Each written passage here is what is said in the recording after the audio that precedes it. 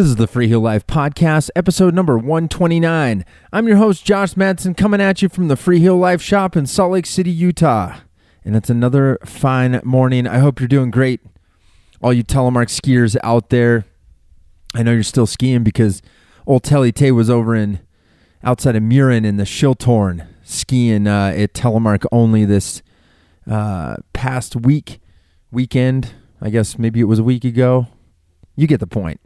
People are still skiing, so good to see. I think they had almost over, between 300 and 400 Telemark skiers there in Switzerland, dropping knees and taking names, I guess. So anyways, good to be back. Always love Monday mornings, and always great to bring you more conversations about Telemark skiing, its history, what's going on with the brand and the shop and all that good stuff. So I hope you had a great weekend, and hopefully this will get you through the next couple hours at work or whatever you're doing today or whenever you are checking it out. So really the only news, we've been talking a lot about the pre-order for the Protector skis is up and live. There's a listing on the website at freehilllife.com. You can read all about it. There's some marketing material there as well, videos, podcast links, all that good stuff to kind of help you through the process. And you can always reach out directly to customer service at freehilllife.com. And Miles, our shop manager, will get in touch with you and talk you through any questions you may have about our ski line and how you can get them. So we would love for you to be a part of that. And it's an exciting part of our journey in being the leader in telemark skiing around the world and getting into the realm of manufacturing. So thank you for your support on that as well as everything else. So as far as the podcast go, my guest today is originally from Ohio, where she first was introduced to skiing. As a young adult, she headed west to Utah, where she landed a job in the ticket office at Alta Ski Area. What she thought would be a couple of seasons in Utah's powder Mecca turned into a 44-year career at the iconic ski area in Little Cottonwood Canyon. In the early 1990s, she became Alta's first marketing and PR manager and was instrumental during her tenure for bringing Alta to the forefront of ski culture around the world. Her creation of an athlete and photography team over 20 years ago was a key ingredient in keeping ski magazine and movie watchers salivating for the deep days in Utah. She herself started telemark skiing around 1978 when a small group of people that worked at the mountain started picking up gear and learning the turn, and she's still dropping a knee all of these years later. It is an honor and a privilege to welcome to the Free Heel Life Podcast, Connie Marshall.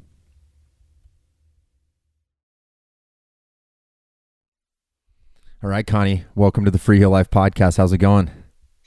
I'm doing great, and gosh, thanks for having me. I'm so excited. We were, just before we hopped on, we were saying it's been too long, and probably it might even have been a karaoke bar somewhere in California where we last hung out.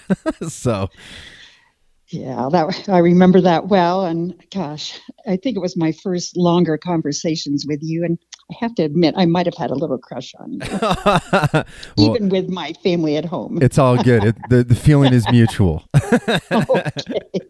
I love that. Well, I'm so glad you're on here, and it's I was trying to figure out even where to start because we've known each other for a bunch of years, but I kind of wanted to even talk to you a little bit about I know you from Alta, obviously, as a lot of people do, but I was kind of curious, like where you grew up and kind of did you even grow up as a skier? I don't really know that part of your life, and I was kind of curious if we could maybe dive into that real quick. Sure, and I'll be brief, but I grew up in the flatlands of central Ohio, a little town called Newark. That was about a 27-minute drive, I think, to maybe in those days it was called Clear Fork Ski Area. which was built on an old garbage dump area, which frankly, in the Midwest, there's a lot of those. And when my brother finally got his driver's license, he was a little older than I am. My parents let him take our old green Pontiac station wagon and go skiing, and no lessons or anything. And it was a strip of snow with like dry, crispy grasses on either side. And it was probably the most fun skiing to this day that I've done in my life, because it was freedom, getting away from the parents, the chili in the little warming hut when we were done. And there was another component to that. My parents also went in with he was a farmer in just right outside of the town of Newark, and put a rope tow on a little hill. My dad loved to toboggan. And that was our first real ski experience before we got to take the car. And yeah, we would go up to the top of that, just speed down, go back up again. And, my dad would pass us on the toboggan going about 90 miles an hour. And Bobby Wells, my pediatrician's wife, would always have chili in a little hot pot for us at the bottom. So those were my roots of getting the skier bug. Wow. And so did you say your parents were skiers, or you guys just kind of got into it on your own?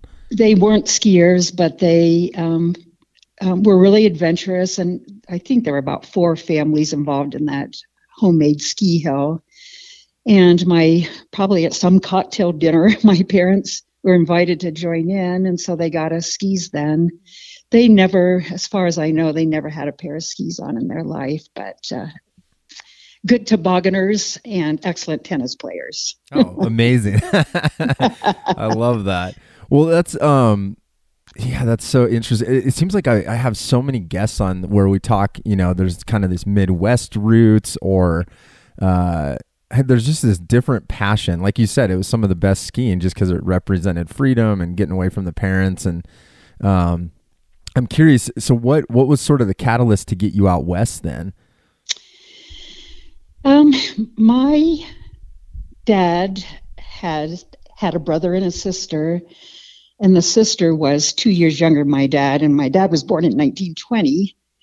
And she was a very proper gal. She went to finishing school in New York City, but she wanted a year off after all of that. And she and her girlfriend, I don't know how they picked the place, but took the train to Salt Lake and went up to Alta to go skiing.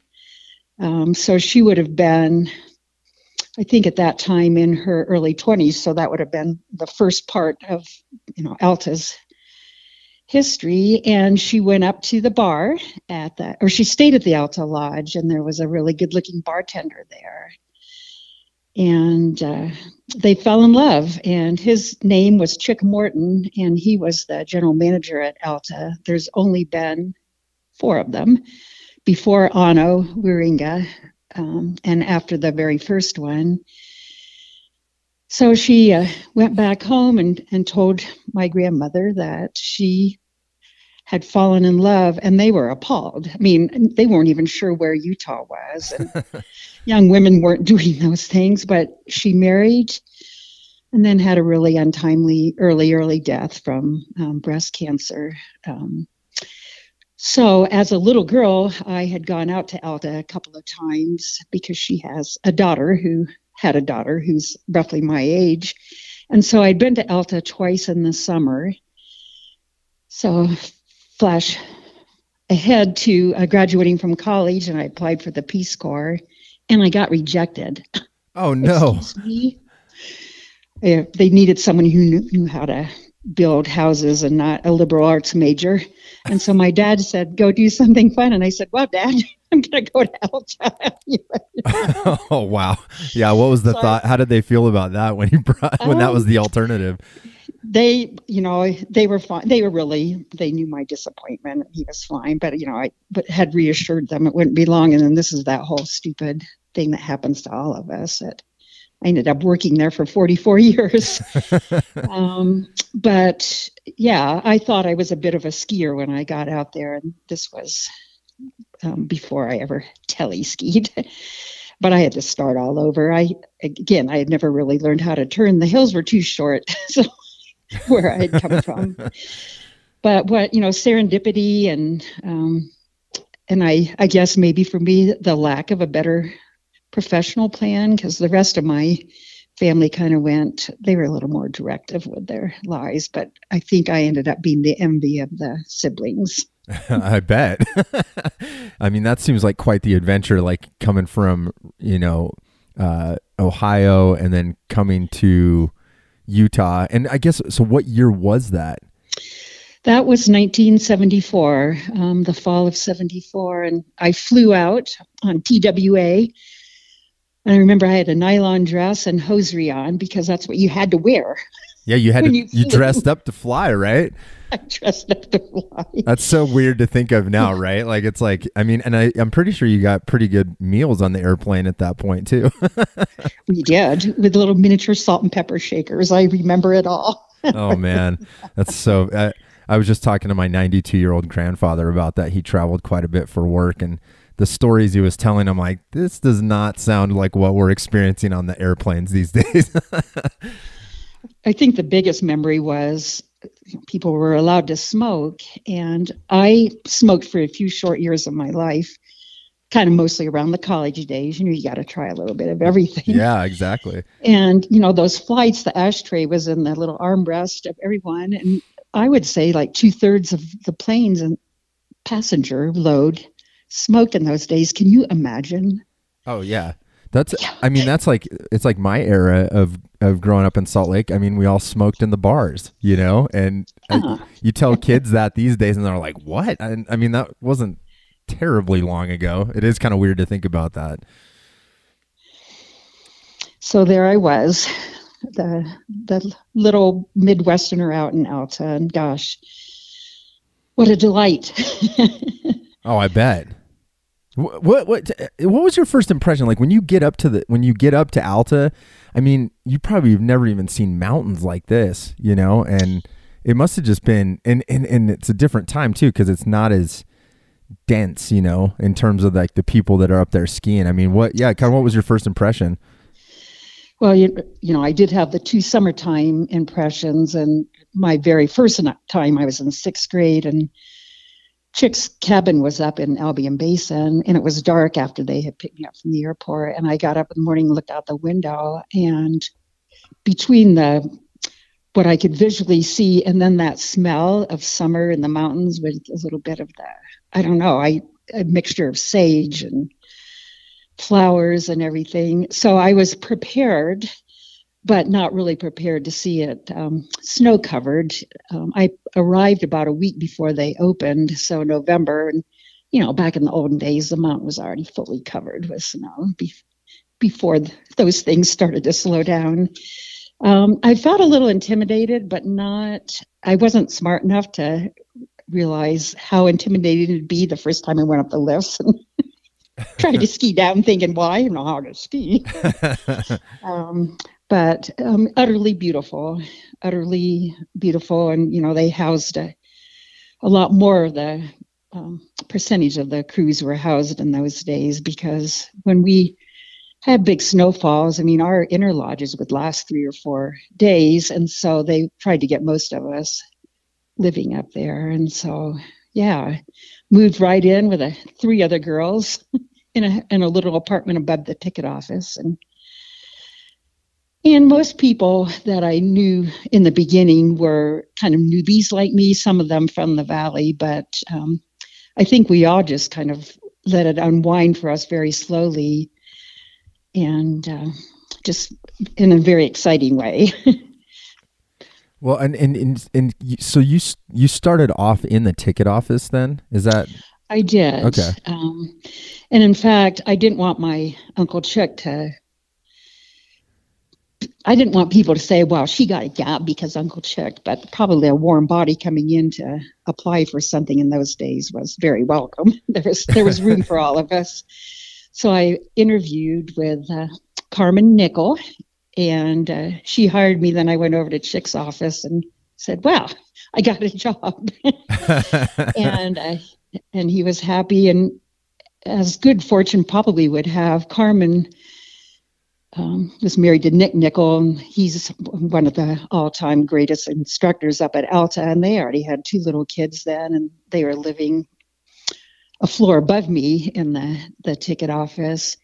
And she was kind of at the end of her ropes with 2 kids, and by my second year there, the 3rd one was on the way. And so I got promoted to a department head my 3rd year at Alta, which probably made it a little bit easier for me to tell my folks that I was going to stay longer. I think I went from $350 a month to maybe $700 a month of pay. Oh, wow. That's still pretty significant. Yeah, that's golden. And so was this ticket office the same one that's still there at the base across from Yes. Gold Miners? Yes, it was 2 years old in 1974. Wow. Because I had, and then I have a little funny story to go with that. On the Albion side, the old sunny side with the big ramp that you had to sidestep up to even get on the lift. And then Albion was there, but there was no Albion ticket office or day lodge or whatever. And so every couple of days in rotation as a ticket seller, you had to work on that side. And it was a little shack the size of like the race timing shack at Alta. If people who are listening know what that is. I mean, there was room for 1 person in there and no restrooms. Oh, no. Or anything. So you'd plod over there in the morning and all cash, of course, no credit cards. And it would get really hot in the early season and late season, so you'd have the door ajar a little. And there was a soup can for just guess. Oh my gosh, serious? Oh no. And it was a ball to be the person doing that day. But then when you think about it now, it's not like you could trade off with someone to go take a ski run. You were there all day by yourself. Oh wow, that's funny. Wow. Yeah. High fun. Yeah. Wow. Well, and I think about that, like some of it was more, I'm sure, just so much more rustic, I'm sure, in terms of the buildings. And I felt like by the time I came around, like you kind of had remnants, like the old Watson's shelter or a lot of these buildings just weren't there yet, or even the lift structure, right? How like Germania isn't there anymore, and stuff like that. So it would be recognizable for newer people, younger people, or whatever. But yes, it was a lot more rustic, and it wasn't just the buildings. Most of them, with the exception of the Albion base, were there with some remnants of the old, and all the lodges were built by then. But it was just it was very casual as far as, rules, if you will. And I think I wore bib overalls my first several years for my uniform. And, people had to be neat and tidy, whatever. And this is going to be just off the record, but I can remember going out, taking a few ski runs, and you went up to what's now Alf's, but it was an older building called the Alpenglow, and you could have a picture of beer with someone on the patrol who was working that day. There wasn't a rule about, oh, you don't do that when you're working. It was just, the ski industry's always been a decade or two behind things, which sometimes is very pleasant, and sometimes for other things that were kind of necessary for having a healthy living style, like maternity leaves and all of that, not so great. Yeah. But yeah, so you made friends fast. It was just smaller. You felt like you knew almost everyone on the hill, because at least through the 70s, there weren't crowds. Things really changed by the mid 80s though. And some of our biggest skier visit days happened in the 80s and 90s there with slow lifts. So we had lines. Wow. What do you think it was because especially now, I think about it like, oh, it's so busy now, but I mean, if that was the case, what changed it? Was it just the fact that people started realizing that it was there, or, better, marketing, or just more skiers in general? It a complex question. Alta was doing no marketing in those days. In fact, I was their first marketing director in 1991. Wow.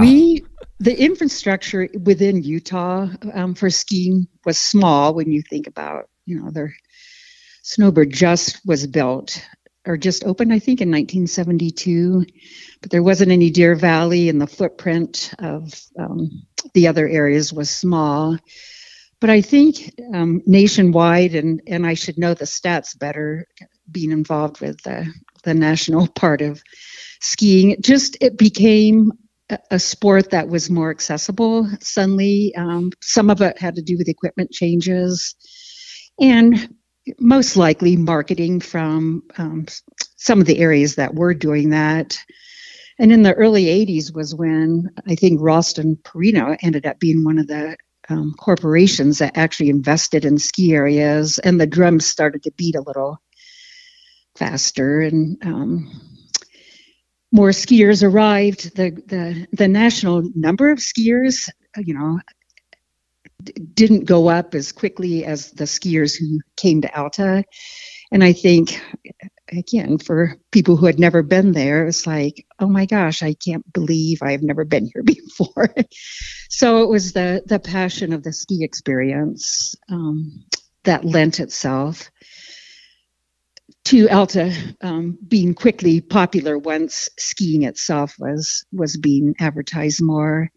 And then, Josh, one of the other things that, and I feel like now I'm a walking marketing director for Alta, but all the lodges have been privately owned all through these years. And each of those lodges, I don't know if you've ever had the opportunity to stay in one, they offered full breakfasts and dinners. And, just once people got into the lodge, all they did was ski and go back to the lodge. And they developed incredible loyal skiers for us that really acted like many, many, many marketing voices all around the world. And the hashtag Alta Magic, they're just, and I know a lot of skiers can tell stories like this, but this is the one I know. I just think, initially word of mouth, and then the incredible snow and quality of snow and amount of snow that Alta got just propelled us pretty quickly up the food chain. Yeah, I actually I can relate to that. I was a dishwasher for one season at the Rustler, so I lived up there and cleaned the fine dishes after skiing every day. So I remember you sharing that, and and so was that like 90s? No, it would. I was there. I think it was winter of 2002. I made you too old accidentally. But no. You're timeless. Well, it's so funny, and that's what's been kind of cool about getting to know Alta sort of in a different way, because I grew up in Big Cottonwood, I grew up in Salt Lake, but I was a Brighton guy, like in high school, and that was where I worked in the ski school. In high school as like an apprentice instructor and stuff. So Alta was always kind of, I don't know. It was kind of almost like I don't want to say intimidating. I just didn't really know anybody over there, so it was a little bit later, like in my early 20s when I kind of migrated over the hill. But, it's very unique. I mean, Utah's kind of like that too. Like you said, the footprints some of them maybe weren't there as early as Alta, but Alta's definitely got its own magic to it, and it's very, very unique.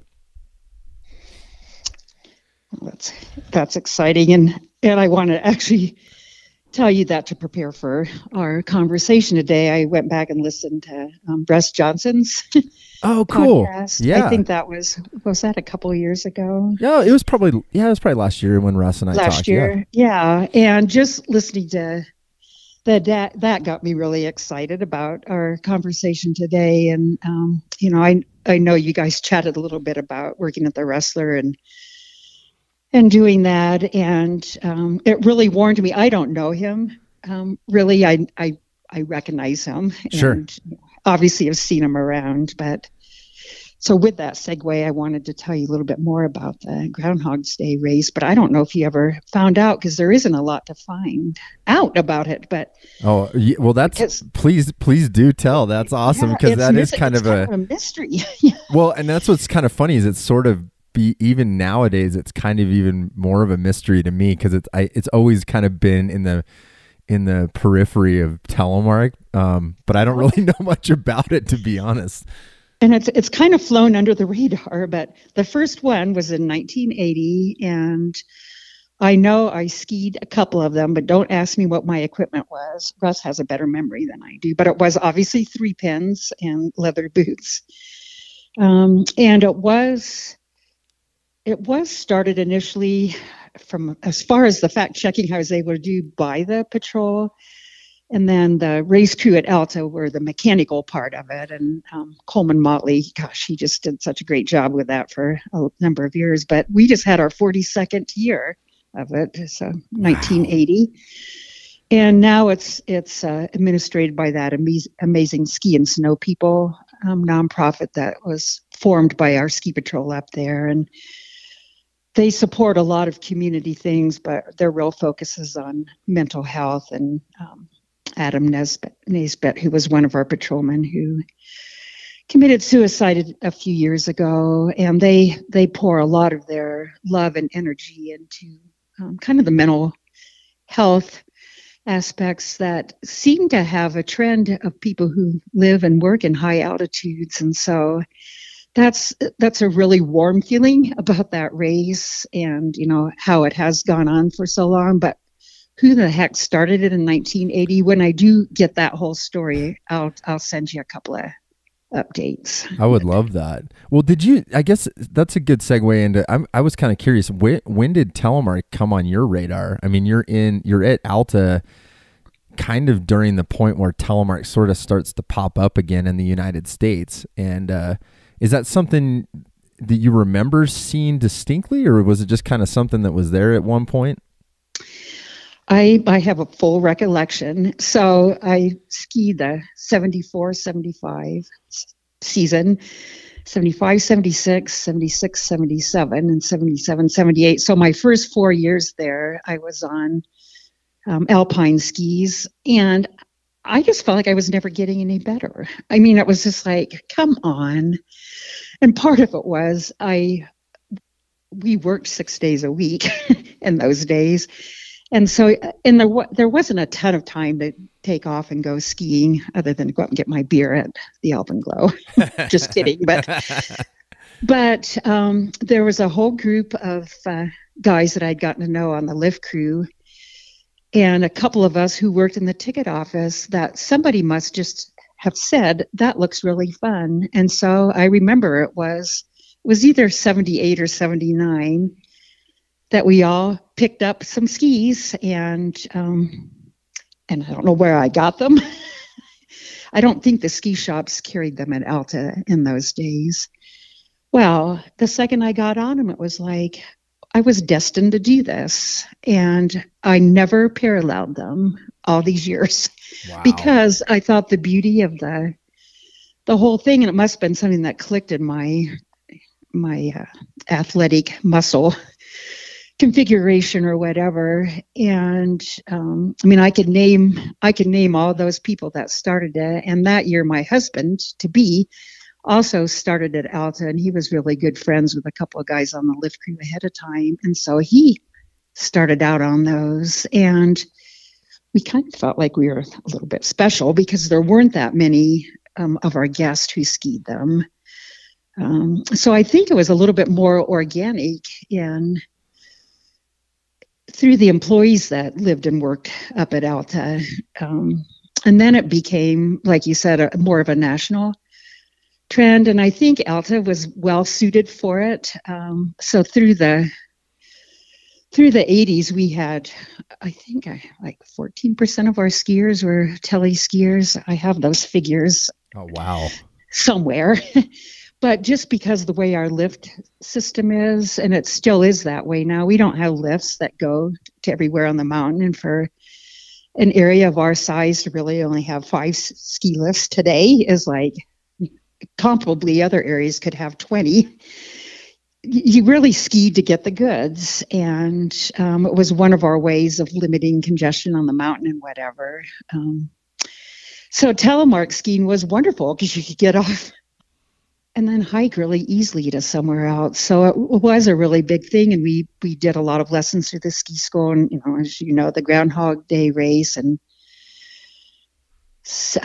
a lot of different telemark races. Heather Paul did one series for a long time, and Sarah Bennett, and yeah, it was, but you still felt a little bit special, especially to people who had never tried it, because they actually thought it looked much harder. And I never told them, at least for me, it wasn't.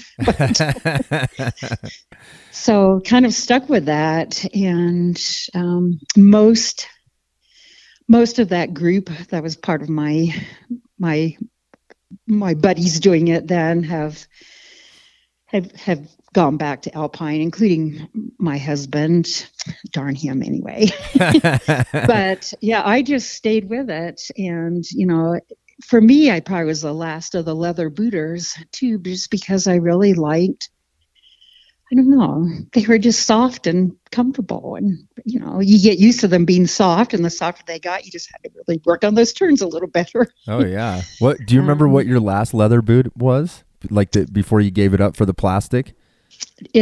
What Merrill? Was that the... That was the Super Comp had the white cuff on top? Mine never had any cuffs. Oh, oh, really? I made them work for a really long time. And now I can't tell you when I went into plastic, I was terrified. And the first couple of turns were like, well, this is harder. It's not, I didn't feel like I was able to be as gentle, but I learned, and then there's been a couple of learning curves as the boots have even gotten a little taller and whatever. Yeah. I miss the old, I think it was the old dance that I loved the most, but in the meantime, I never went back to Alpine, and a lot of folks, that I never skied with big crowds because between my limited ski hours, because I was an office type person, and then the 3 kids we had in rapid succession because of twins. Whenever I went skiing, it was my chance to just get out by myself, and I just kept doing it. But I found that, and you just take me if I'm going too far. No, this is wonderful. Please. Yeah, that the older I got, the little more timid I got to, skiing some of the high country and, being out in powder by myself. Because sometimes when you fall down, it's like, I'm having a hard time getting up. Then you get into those heartbeat things. Yeah. You put your pole down and that's bottomless powder and you're out there. And now I'll just proudly say at the age of 69, that's getting even harder. So I've kind of changed, probably in the past decade, the way I ski. And I'm sure a lot of people do, and I think it somehow seems like a lot more women do, and I don't know why. I mean, there's some 100-year-old guys that still can't slow down, and I'm like, I just want to keep doing this. And I've been really lucky with injuries. The biggest was a pretty ripped up shoulder, which took away a few more ounces of courage. But anyway, I get equipment that I really like, and I stay on it for as long as I can because it's a learning curve every time you put on a newer ski. And trying to remain true to my tele skiing, some of the, you have to be really careful about the side cuts and whatever, because some just don't turn right when you're trying to do that. For sure. There is a big learning curve. We talk about that a lot just because, yeah, and you kind of nailed it there. I like how you said it was sort of the old dance, you like the old dance. And low cuff leather boots, especially, like it's a very unique dance, and it's interesting. Like I'm always sort of trying to spur people on to go buy some of that gear because I think it's so important that people feel that, because it really makes you see the mountain totally different too. You can't just plow through things. There's a different finesse to it. So And I know I have so much respect for you. And one of the reasons why you're a hero of mine is that periodically you're out there in that stuff. Not only the quote unquote hard gear, the hard soft gear, but the clothing and everything. I wore knickers for probably 15 or 20 years as my ski pants when the weather permitted. And yeah, it was just part of that whole thing. Yeah, well, that's what's it's so cool talking to you about it. Is like you were really there as it sort of re-emerged. I like that you said it was organic too, because I've always kind of wondered that in Utah, like it just sort of seems like it bubbled up. Like all of a sudden there was just Telemark skiers here, and but yeah, there's all these like cool cultural pieces to it, and like knickers or wool, and that's what I would always hear from. I feel like that folklore almost permeates Alta to this day, that it's a telemarketer's mountain. And I think a lot of that has to do with the time period that we're talking about. Is it just, it's just always been kind of the folklore of it. When I talk to people from all over the place, they're like, oh no, I'm coming to Utah to ski Alta. It's not like they don't call out other resorts per se, that's like the spot. You said that well. And yeah, sometimes I just think it's, my reminiscing, but I think there is something about, just whatever that organic, we weren't a planned ski area with, big visions as time moved on. Obviously, in more modern times, you have to be, for one, just being on Forest Service land, you can't just get a glimmer of an idea and think, hey, we're going to do this. Right. But I think I was there at just, I and many, many others, that sweet spot where, you had a leg in both of those worlds. And the nostalgia, that's an important part about, I think, almost all aspects of our life. But without that and without people like you to keep the storytelling alive, I think that so much is lost. So yeah, well, and no, and that's why I love having people like you on, because I really do think there's part of the reason I wanted to start the podcast was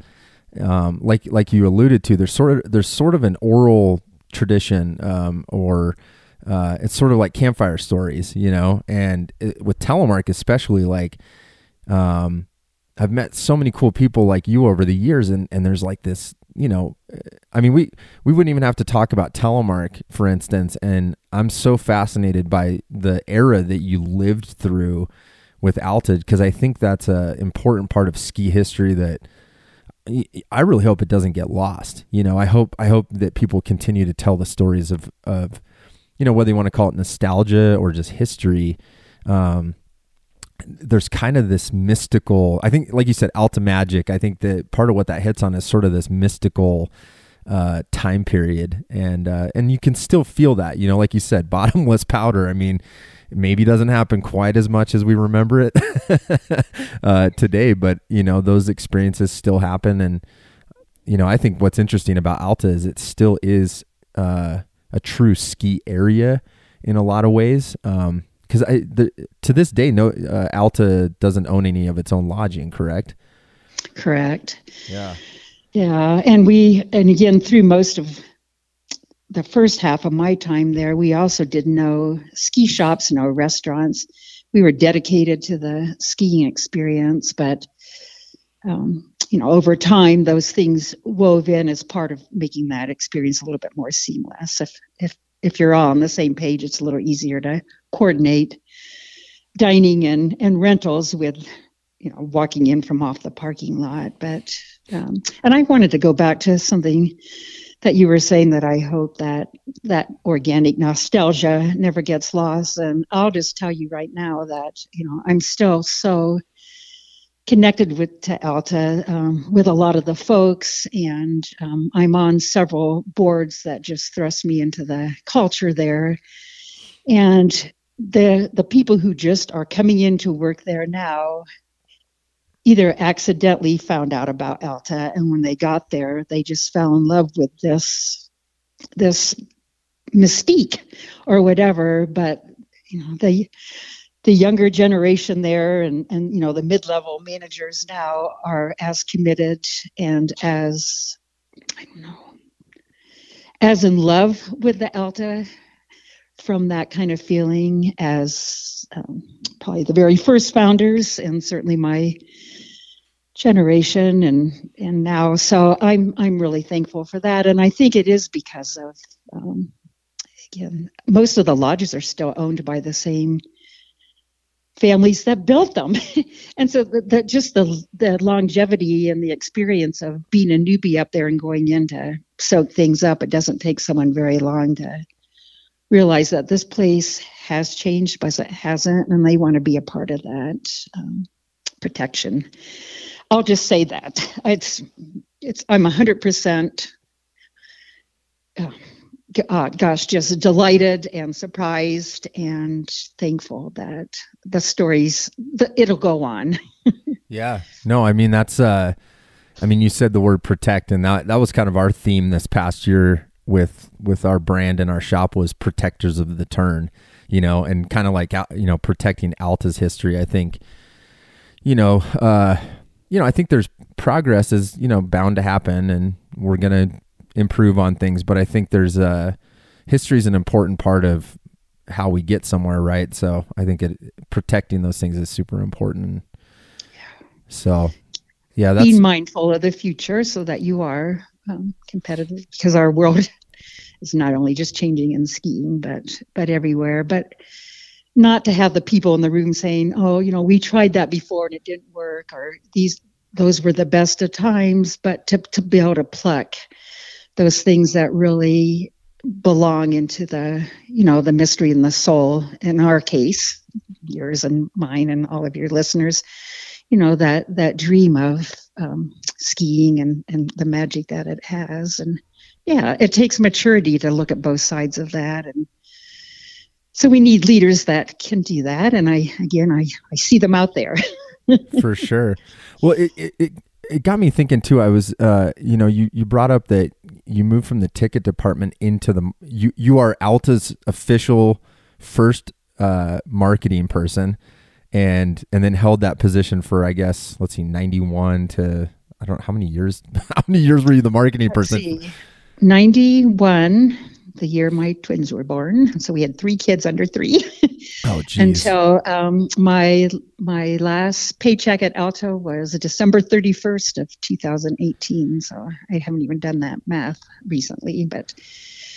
And I want to be clear that we had, there is a gentleman named Will Pickett who kind of founded the Alta Powder News, and he and Jean were very instrumental. And he was a newspaper, Salt Lake Tribune person. He did some odds and ends more on the PR thing, but it was just ad hoc work because he really liked Alta.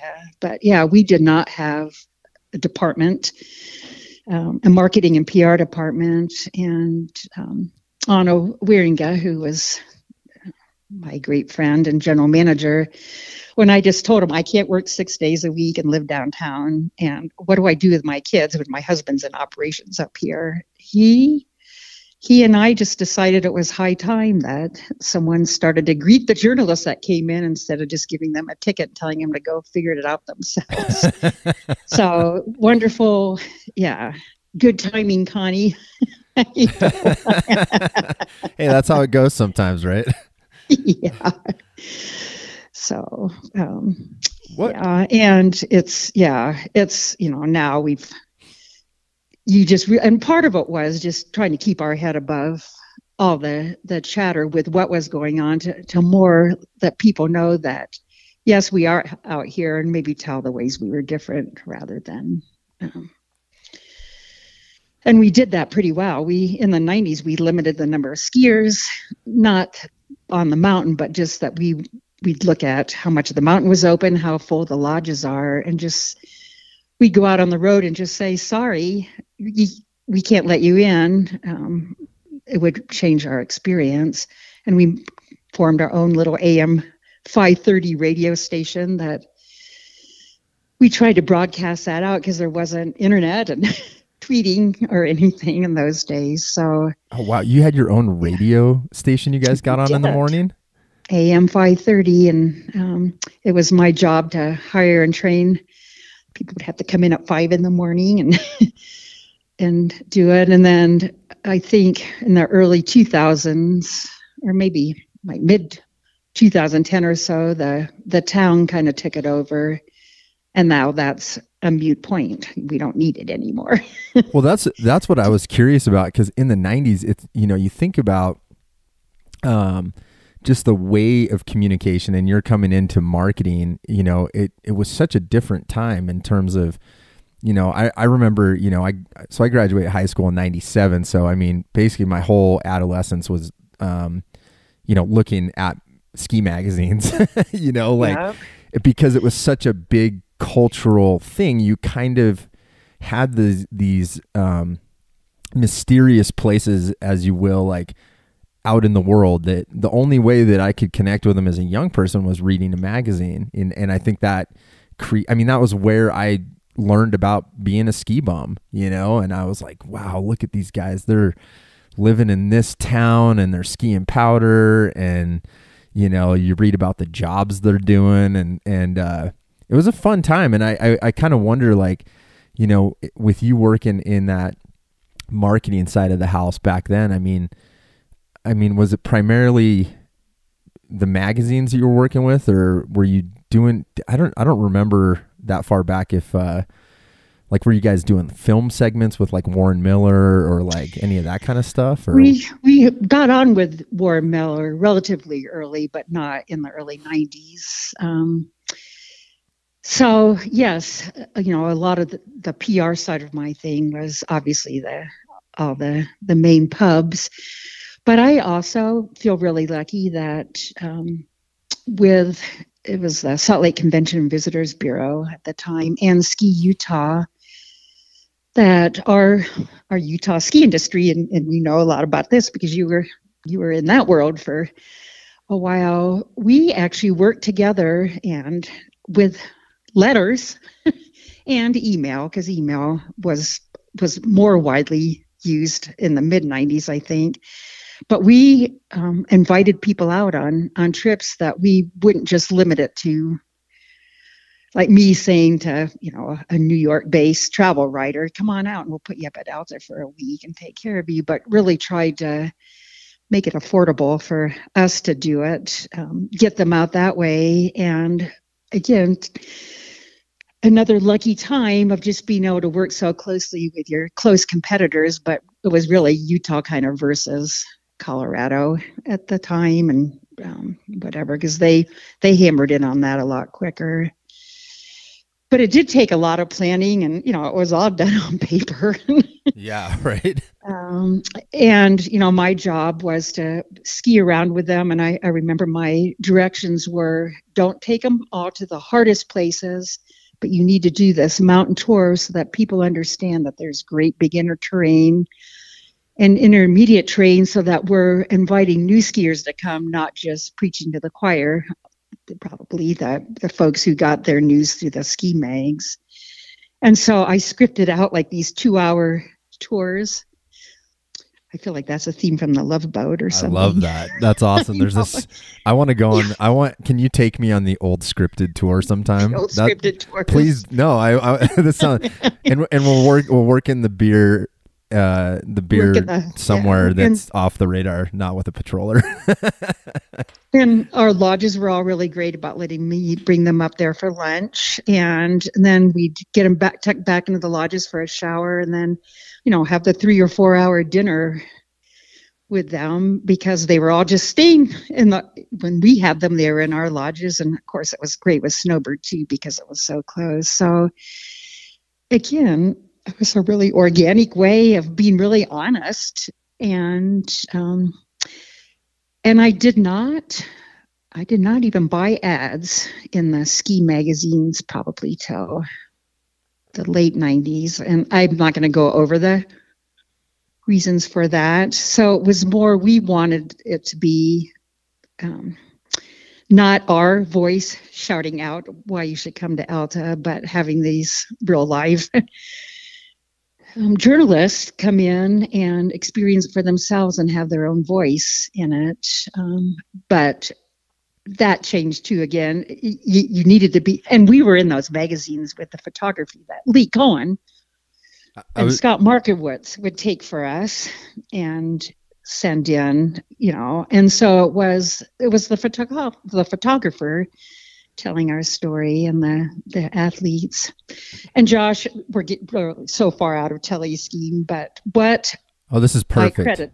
I credit myself with the help of my great boss, Anno, is we had one of the largest first photography athlete programs in the world, at least in the United States. And Snowbird would call and say, how come you've got all the pictures in the magazines? I, from the very beginner, sponsored between 80 and 100 athletes that were just out skiing. So when the photographers came up, they would notice these great skiers. And, we still have a wealth of those folks on the hill. But yeah, so that really was, quote unquote, our marketing secret in the times. I mean, that's lived on in so many ways if you think about it, because, and it's cool that you didn't pull ads because, that you and I had met more in person when I was working at Brinehead as a marketing person, and you were doing it. And I think, I totally understand what you're saying, because it's like, also having lived at the Rustler in the early 2000s, that the photography side of this was really what made me see Alta. Like you said, the photo speaks for itself, and I think guys like Lee Cohen and Scott Markowitz, those guys were taking photos that inspired people. And it was kind of, again, it's kind of like an interesting time because, nowadays with Instagram and stuff, people kind of know, the tricks of the trade maybe a little bit better. But I think back to the early 2000s, there was kind of still this there were deep days, but you guys, I feel like those athlete teams in the early days, they were really good at bringing to life a photo that sort of told this massive story about how much it snows and the experience of Alta. And, you're looking at a print magazine going, where is this place? Or what day do I go to get that, cause funny, I don't know if you're, that time in the early 2000s, do you remember Will Wisman by chance? Oh, of course. Well, so if you want a funny story, I don't know if you would know this, but so Will had been a cook, like a sous chef at the Rustler prior to me getting there. And I got introduced to him probably that 2002, same kind of, I think back, it's like a different time because they're like, you could go shoot photos. And I'm like, okay, what's that? And so I go out I end up going out with Will and we become friends. And a lot of those early mornings at Alta, we were able to get, I think about going out to Catherine's, for instance, and no one was out there, right? Like you could shoot these amazing photos and we would be able to get that out there early. And it was still on slides too. How funny. Yes. Because powder, I'll never forget this because early Telemark days, I'm like, I got to get photos in the magazines, and you're going out with these guys, and Powder Magazine wouldn't even accept anything but slides still this was like 2004 or 5, and these guys are walking around with sheets of slides that they're shooting because digital wasn't worthy yet. So anyways, total side note, but I'm sure if you know Will, he's a really good guy and another great photographer. So. Oh yeah. And I was lame and just calling, but I think that I know Lee Cohen was our first photographer. So I always hold him to that standard, but I made those guys, every athlete and every photographer, meet with me for an hour starting in the fall to go over what they had shot last year and show me the ads that actually came out. And so it was so entwined in all their lives as they went from young men and women to, older folks and then the new ones. So, I just feel so lucky. I still have all those relationships, and those are people that still mean so much to me. And obviously they're world really changed, and the finesse and learning how to actually be, a professional on Instagram and Facebook and everything else. I mean, they've turned into business professionals as well. But again, I just feel like it was so much easier for them in those days because it was still organic, and you just, and we tried to give them the world, but I had to work closely with the patrol and with our public and with the general manager on that. Those folks didn't slice and dice the whole mountain before the people who paid came up, and everyone was safe, and it was fun. Yeah, I mean it's legendary hearing you talk about this, because I'm just imagining like what that would have been. I mean, I was kind of around that era, but just I think about all the cool photos that have come out, and even calling out Lee, Lee Cohen. I mean, he used to, and Markowitz, those guys used to shoot a lot of early Telemark guys in the early 2000s that I can remember, like BJ Brewer. And there was BJ and Molly. Yep, BJ and Molly. Yeah, exactly. And Alta's had a rich history. I that just reminded me, BJ and Molly, I used to help coach. They had a thing called Tele Kids, which stood for Teach, Enrich, Learn, and Explore, I believe. And we brought up a boys and girls club and used to teach kids at Alta. I remember working with all you guys over at the Albion Grill, although I did not pick you out of the crowd in those early days. I should have. It's funny because I kind of forget. I mean, it really does. There's so many cool things. Alta has really done a lot. And they had a Alta Youth Telemark program as well for a little while. That was pretty cool. And we kept it as a ski school option way beyond, I think, the time that there was much demand for it. And I remember getting so mad at Hoopa when he said, we're not going to do it anymore. And I'm like, what? But I think you can still get a private lesson there. Yeah, you can. Yeah, you for can. A few bucks. Sure. Well, and yeah, for a few. And Brandon, who is now the marketing guy. Awesome. He's been an amazing support for stuff that we're doing. So that's why I picked him. Good job. I know. Well done. I knew him for 9 years. He was at Ski Utah, and we had some wonderful applicants, and it wasn't like a slam dunk, but he somehow has that Alta magic like coursing through his veins. And he's modest about it, and that's what I needed. Yeah, no, for sure. I think you chose wisely, and it's got to be cool to see kind of that next generation. Because I even think Duke, who's running the retail too, that was kind of an interesting one, because he and I worked, and I knew his brother when I worked at Beaver Mountain 20 years ago, and then we end up at Bryan Head together, and now he's at Alta, and it's cool to see how familial it kind of the ski industry really is when you get behind the scenes. Yeah, it is a small family, and that's part of the thing that collectively with all the areas we enjoy. But I miss Duke. He got hired the spring that I was my last season there. I again was kind of around till December, but didn't really get to know him, and he made it a point of getting to know me, and I him. I had to figure out who this guy was. So, I'm happy you have those ties, because he seems like, he's a keeper. So, and that's why I just say I'm not worried about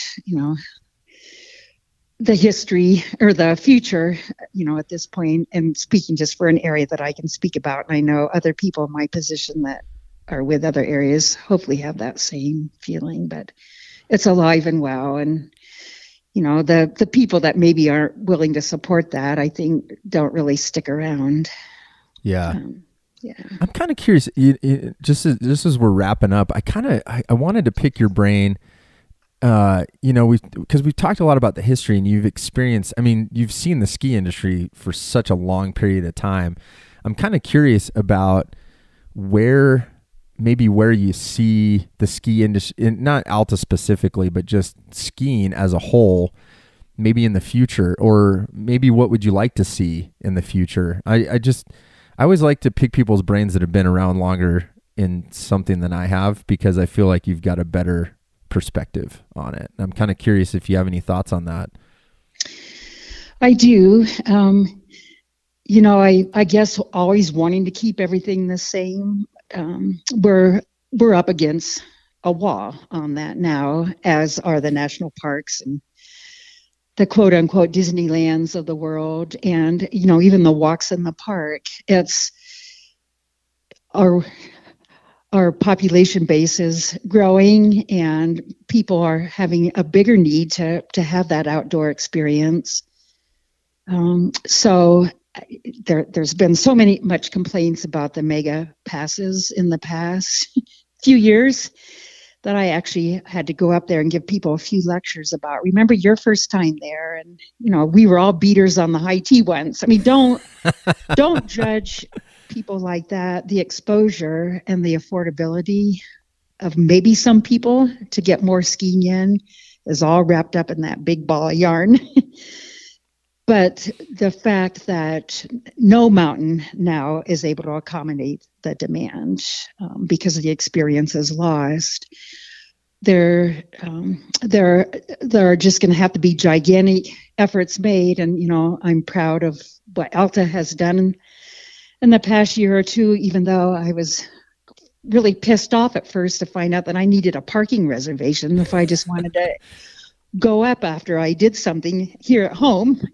You should have like a gold parking space for how many years you put in. Come on. And the beauty of Alta is they don't do that for any of us. We're just the people now. You're a civilian now. But I think I just and then obviously the huge diversity issues, and again, areas all around the country are now more working on that more than just trying to have someone say, oh, I don't see myself in any of the pictures, in the ski magazines. And so planting a picture in there isn't going to do it. There's a lot of work to be done for the accessibility, the affordability, and just a way that we can all enjoy it, and knowing that we all can't be up there together every day. It's just not going to, it's not going to work anymore. And, those hurdles of spontaneity. I mean, who goes to Costco on Saturdays anymore? It's just, it takes patience and love to make sure that this still remains a sport that when we're out on the hill with people, we're not mad at them. Yeah. Because they're not us. They're not our bros or whatever. And that was like a 35,000 foot look at it. But again, the patience and the right mindset. And, there are things that we're really experiencing, here, especially in the Cottonwoods. Is there a magic bullet, a train, gondola, plane, toll booth, or whatever?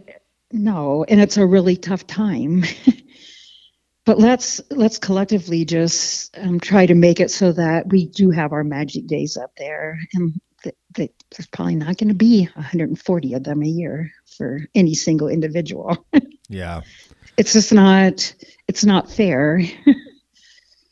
That's a great way to look at it. And thanks for sharing that too, because I really was curious, just, your thoughts on that. And yeah, as times are changing, I think that's a really good way to look at it, and that, we got to care about each other, and we got to care about, the experience, and also find ways for more people to have access to it, and that's incredibly important. So, and it's a huge challenge. So, but it'll take all of us, and and it'll happen. Lives have changed in our country, every 100 years or so in a really big way. And your age group and that age, we have 30-somethings, and I really love their perspectives of it. They know. Yeah. They know it's going to be different, but it can be the same if everyone works hard. And the basic human parts that make it all possible, and the geography.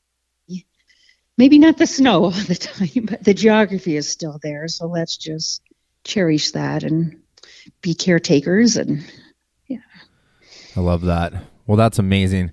I'm so glad I got to talk to you. Thank you for coming on today. This is great.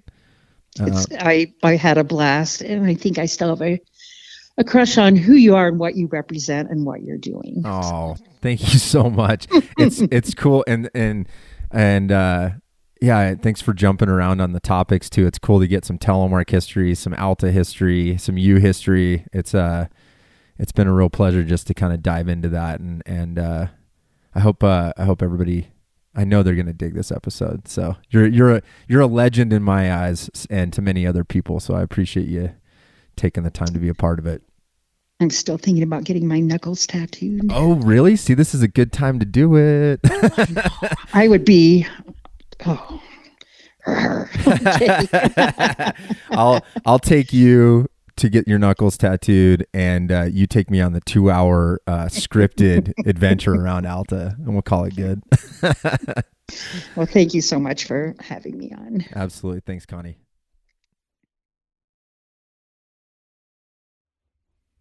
What an honor to have the opportunity to speak with Connie and dig into some of that Alta magic, some of that history at Alta, and also some Telemark history there, and just what a great place. And like I've mentioned before, Alta's been such a supportive area to us over the years at Free Heel Life, and has always been not only an iconic place for people to go skiing when they come to Utah, but especially for Telemark skiers. And it's always been a stronghold, in my opinion.